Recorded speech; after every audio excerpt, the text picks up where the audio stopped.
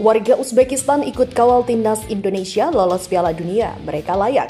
Graul Vandenbroek gembleng timnas U23 siap juara.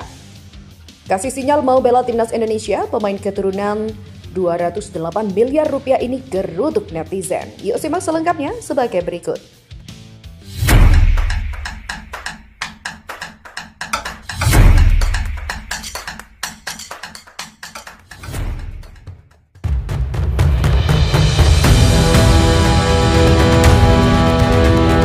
Warga Uzbekistan diam-diam berharap timnas Indonesia bisa mengikuti jejak mereka lolos ke putaran final Piala Dunia 2026. Dalam sebuah forum penggemar, mereka menilai Indonesia layak mencatat sejarah tampil di ajang bergengsi tersebut. 6 tim akan bersaing di fase ini, yakni Uni Emirat Arab, Qatar, Irak, Oman, Arab Saudi, dan timnas Indonesia. 2 tim teratas dari masing-masing grup akan lolos langsung ke Piala Dunia 2026. Timnas Indonesia menghadapi tantangan berat sebagai tim non-Timur Tengah tanpa dukungan dari supporter karena laga akan digelar di Qatar dan juga Arab Saudi. Melalui forum penggemar, warga Uzbekistan ramai mendoakan agar ada tim debutan lagi yang bisa lolos ke Piala Dunia 2026, dalam hal ini Timnas Indonesia. Saudaraku, sampai jumpa di Piala Dunia 2026, ujar @Louis Shanghai. Uzbekistan sangat bangga dengan kalian. Lolos babak keempat, jelas Tropic Fruit. Kami menunggu Indonesia lolos, semoga Anda juga lolos di kualifikasi tertinggi, kata @hubtfs. Bukan tanpa alasan, warga Uzbekistan harapkan timnas Indonesia ke Piala Dunia 2026 ini karena mereka selalu mengikuti perkembangan tim Garuda di babak kualifikasi. Saudaraku, atas nama Uzbekistan, saya ucapkan selamat kepada rakyat Indonesia atas kemenangannya. Semoga Tuhan memberikan Anda dan kami kebahagiaan. Jelas akun @ak_UK_games. Saya ingin Indonesia lolos ke Piala Dunia karena mereka pantas mendapatkannya. Salam dari Uzbekistan. Terima kasih atas dukungan Anda, saudara Muslim. Papar Humayun 3003.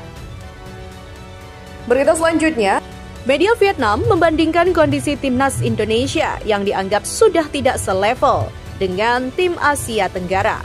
Bahkan, timnas Indonesia oleh media Vietnam dibandingkan dengan tim langganan Piala Dunia. Di bawah asuhan Patrick Kluivert, timnas Indonesia akan melanjutkan perjuangan di round 4 kualifikasi Piala Dunia 2026.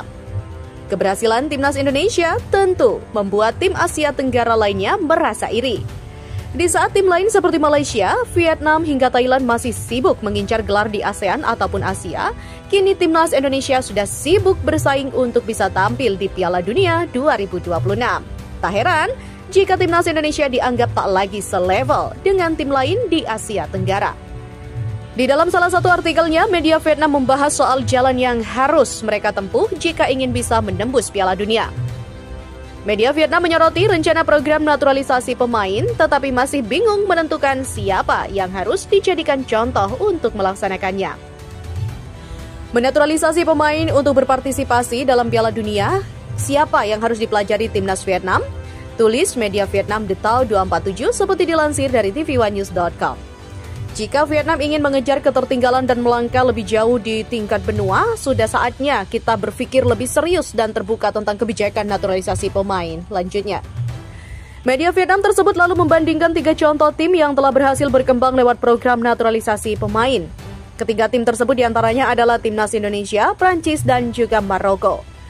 Media Vietnam tersebut menganggap Timnas Indonesia sudah setara seperti Prancis dan Maroko dalam hal keberhasilan program naturalisasi.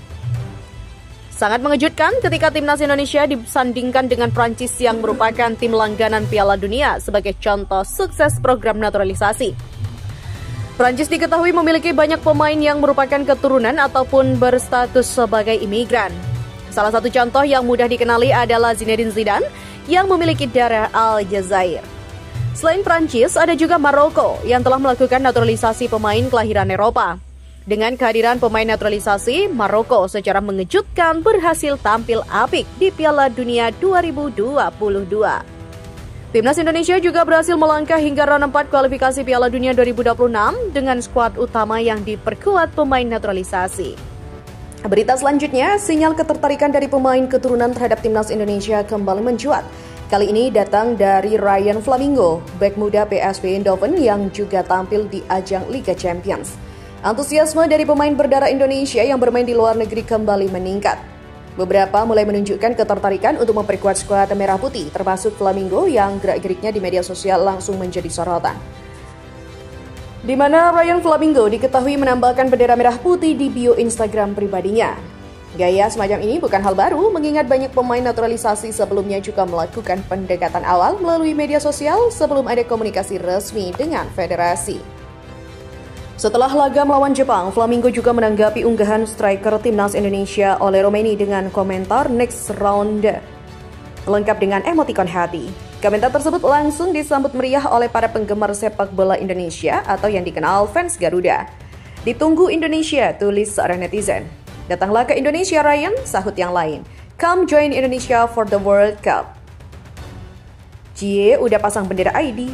Bang, mau sosmedmu rame? Ayo jadi WNI, pasti nanti melonjak followers akun sosmedmu. Namun di balik euforia tersebut ada hambatan besar yang harus dihadapi. Sesuai dengan peraturan FIFA, hanya pemain dengan keturunan langsung dari orang tua atau kakek nenek yang bisa membela negara tertentu.